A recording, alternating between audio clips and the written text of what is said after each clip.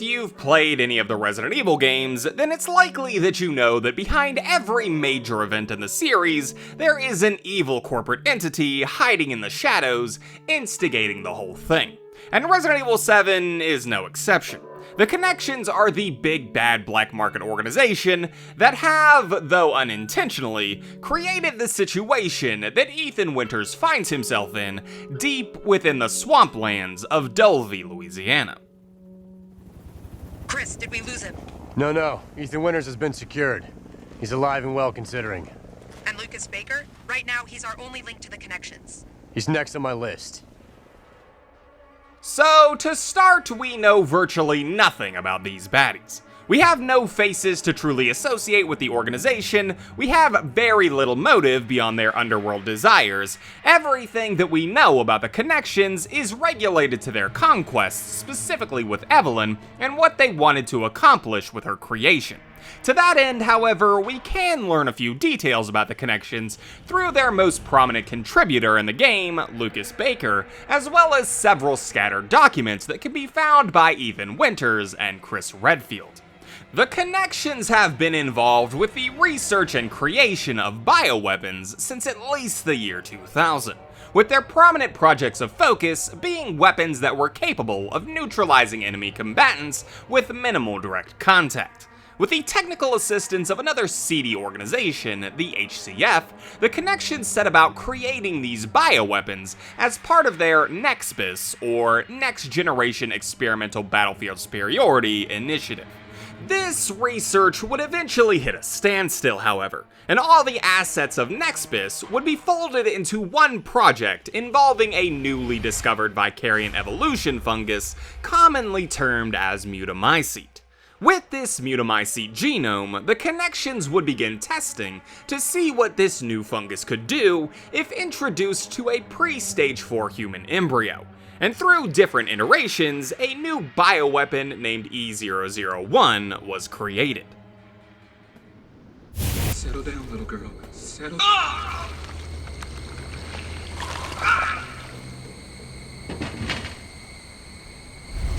Are you remembering? What? What are you? E001 was capable of truly extraordinary things. She could create superorganisms from mycelia to do her bidding, secrete mutamycete from her body at will, but what was truly her crowning achievement was her ability to control the minds of those infected by her mold.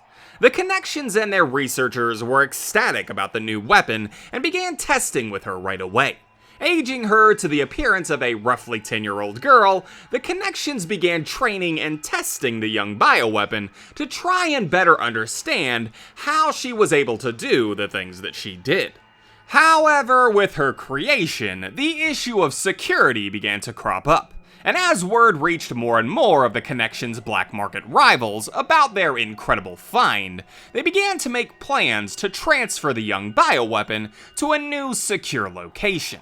Settling on a location in Central America, a transfer was planned. Connections agents Alan Droney and Mia Winters to be in charge of the operation. The agents were to board a ship named the Annabelle, an LNG carrier, and take on the role of E001's parents to avoid suspicion amongst the ship's crew, and likely throw off the Connections' competitors from their scent. Making plans with the captain of the ship, the tanker would depart in 2014. But on the way, would run into a massive storm that would completely change the company's plans. While traveling to their destination, the Annabelle would get caught up in a devastating hurricane, and during the storm, E001 would escape her handlers. Running rampant through the ship, Mia and Alan would lose control of the bioweapon, and as the ship suffered severe damage in the storm, the Connections would lose E001 in the chaos.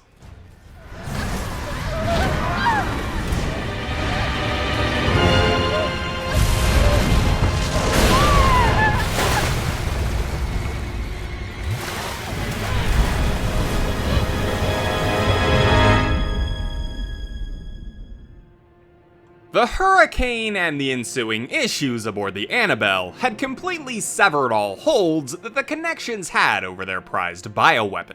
Aboard the ship, E-001 had killed Alan Droney and infected Mia Winters, meaning that neither would be able to relay the location of the now demolished tanker back to HQ.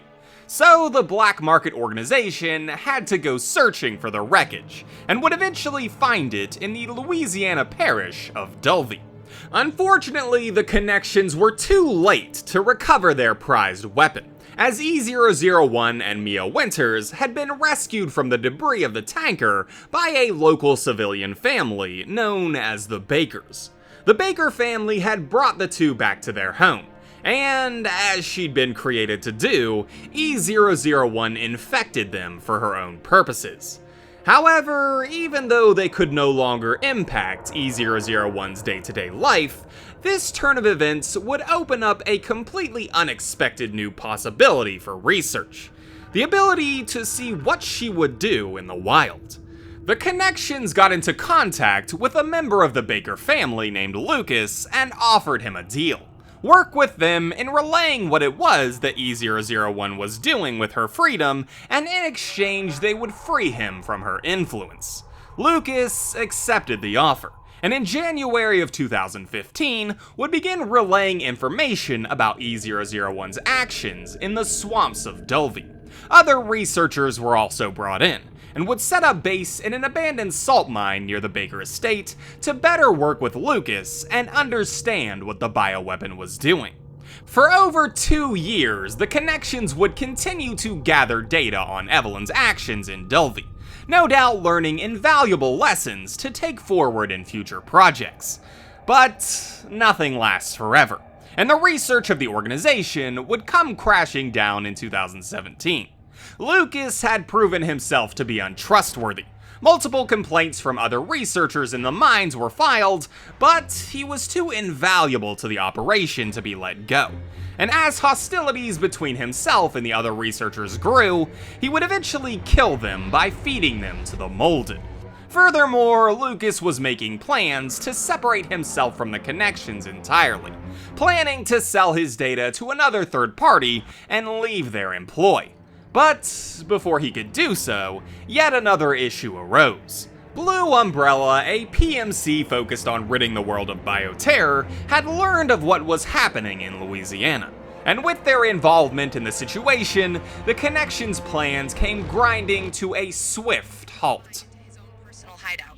How many men did we lose? 3 of our best. Their last transmission was near a lab that should be just ahead. I'm going to need you to check it out. Got it. At this point, the Connections are a very mysterious entity within the Resident Evil world. They are the puppet masters of the events in Dulvey, but their actual involvement in those events is very minimal.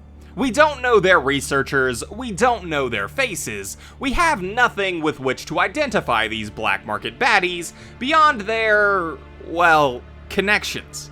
We do see their logo on a few of the lab coats around the salt mine laboratories, but aside from that, their presence is an enigma. The Connections represent a fascinating part of the Resident Evil world that sort of rose to prominence in Resident Evil 5 and has become a major part of the storyline since. That being the black market and how bioterror is becoming more and more prevalent in the RE universe. The Connections have deep roots in the black market, and to see the amazing things that they can create, such as Evelyn, makes you wonder what other projects they've been working on.